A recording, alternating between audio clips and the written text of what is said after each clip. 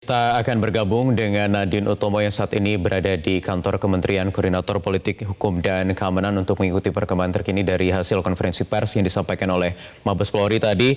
Nadine, apa perkembangannya?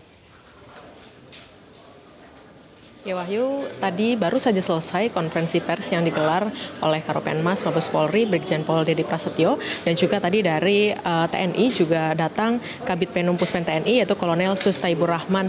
Dan kita melihat bahwa di sini ada dua, yaitu yang pertama adalah penjabaran kepolisian terkait dengan seluruh berita-berita bohong ataupun ujaran berbau negatif yang sudah tersebar terkait dengan kerusuhan 21 dan 22 Mei 2019. Kurang lebih ini ada sekitar 10 kasus yang sedang ditangani polisi. Dan untuk informasi selengkapnya kita segera bergabung dengan Brigjen Pol Dedy Prasetyo. Pak, ini terkait dari hasil seluruhnya ini seperti apa perkembangan kepolisian terkait dengan hoax kerusuhan? Ya, dari hoax ya kerusuhan, kemudian dari beberapa tersangka yang sudah diamankan dari tanggal 21 sampai dengan tanggal 28 Mei ini sudah ada 10 tersangka yang sudah ditetapkan sebagai tersangka dan dilakukan proses penyidikan, baik yang disidik di Direktorat Cyber Barreskrim maupun ada di beberapa Polda. Ada di Polda Metro, kemudian ada Polda Jabar, kemudian Polda Jawa Tengah, kemudian juga ada di Polda Papua Barat.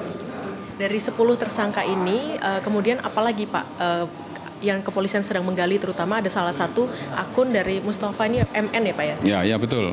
Jadi yang paling menonjol di antara 10 tersangka ini memang MN. Kenapa demikian? MN seorang tokoh dan penggiat di media sosial.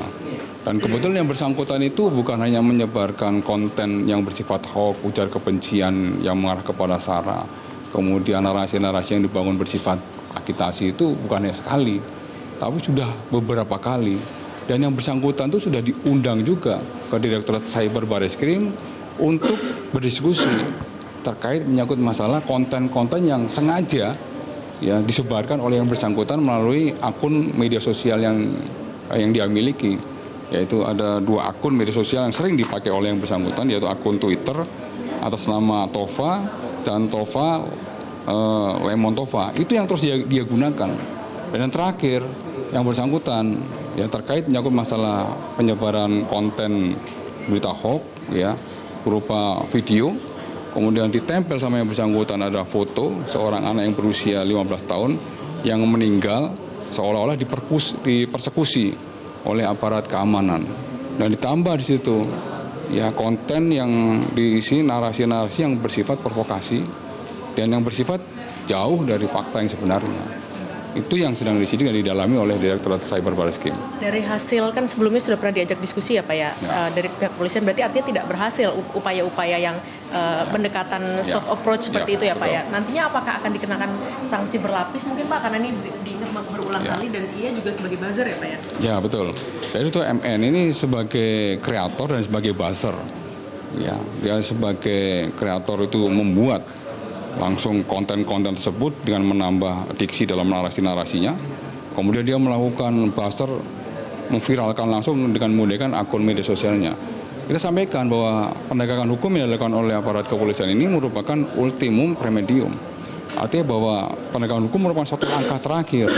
Ketika upaya-upaya secara soft approach tadi, secara persuasif tadi sudah kita lakukan secara maksimal. Tapi yang bersangkutan terus saja ya masih melakukan dan mengulangi perbuatan yang sama. Oleh karena yang bersangkutan nanti diterapkan yang pasal 45 huruf A, kemudian ayat 2, kemudian pasal 28, kemudian pasal 14 ayat 1 dan 2, serta pasal 15 Undang-Undang 1 tahun 1946. Ancaman hukuman maksimal 10 tahun. Pak, selain kita kan tadi berbicara soal bagaimana hoax yang dari media sosial, kemudian ada aktor-aktor lain yang misalnya salah satunya seperti Kiflan Zain itu yang dugaan makar, itu sudah sejauh mana Pak proses penyelidikannya? Ya, khusus untuk saudara KF, dari penyidik sudah melakukan analisa terhadap alat bukti yang sudah dimiliki oleh penyidik, dan dari hasil gelar perkara penyidik merasa cukup dengan alat bukti yang saat ini dimiliki, 2 bukti permulaan yang cukup, kemudian meningkatkan status beliau dari saksi menjadi tersangka, dan yang bersangkutan akan memberikan keterangan besok tanggal 29 di Barreskrim. Terakhir Pak, kemudian apalagi Pak fokus dari pihak kepolisian selain dari hoax dan juga kasus-kasus yang lain, apa yang masih sampai sekarang digali? Mungkin juga terkait dengan bagaimana uji balistik peluru yang waktu itu sempat beredar bahwa itu dari peluru kepolisian. Ya, khusus untuk menyangkut masalah uji balistik peluru, Pak Kapolri sudah membentuk tim mencari fakta.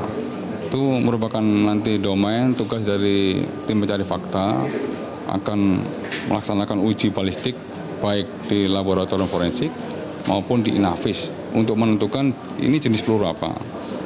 Kemudian jenis peluru ini biasa digunakan oleh institusi mana. Kemudian jenis peluru ini digunakan oleh jenis senjata apa. Itu nanti akan didalami secara komprehensif dengan proses pembuktian ilmiah. Gitu. Ada deadline-nya mungkin Pak untuk TPF ini, tim pencari fakta? Sepatnya, ya, dan saat itu sudah bekerja sepatnya. Ya, sesuai dengan perintah Pak Kapolri sepatnya, apabila sudah nanti kita juga melibatkan pihak eksternal, mendapat suatu kesimpulan yang komprehensif, sudah lengkap, baru nanti akan kita sampaikan kepada masyarakat seterang-terangnya. Terakhir Pak, ini kan banyak sekali masyarakat yang masih bisa jatuh gitu Pak dengan hoax-hoax ataupun berita bohong di media sosial. Bagaimana kemudian kepolisian ini bisa menghimbau agar masyarakat ini bisa lebih cerdas lagi memilih berita? Ya, kita sampaikan ya kepada seluruh masyarakat. Kita juga bekerja sama dengan Kemenminfo, Badan Cyber dan Sandi Negara.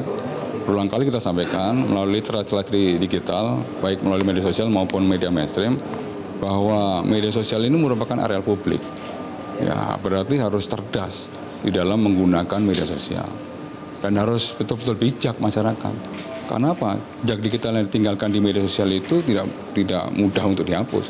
Dan itu akan dijadikan alat bukti bagi penyidikan, ya, bagi Polri untuk mengungkap suatu peristiwa perbuatan melawan hukum yang dilakukan oleh seseorang dengan menggunakan akun dengan menyebarkan konten-konten bersifat hoax, kemudian ujar kebencian dan pidana lainnya tentunya. Terima kasih banyak Pak Dedi atas waktunya. Ya Wahyu, kita lihat bahwa hingga saat ini kepolisian sudah menetapkan 10 orang tersangka, dan ini tidak hanya dari Polda Metro Jaya namun dari daerah-daerah lainnya seperti Jawa Timur.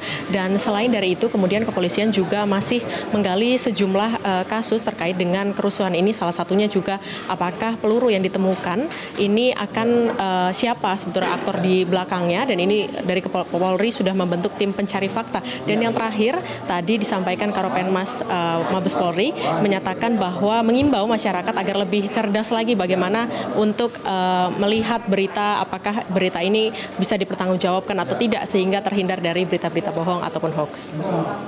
Kembali ke Anda Wahyu. Ya, baik. Nadine Utomo melaporkan langsung dari kantor Kemenko Polhukam.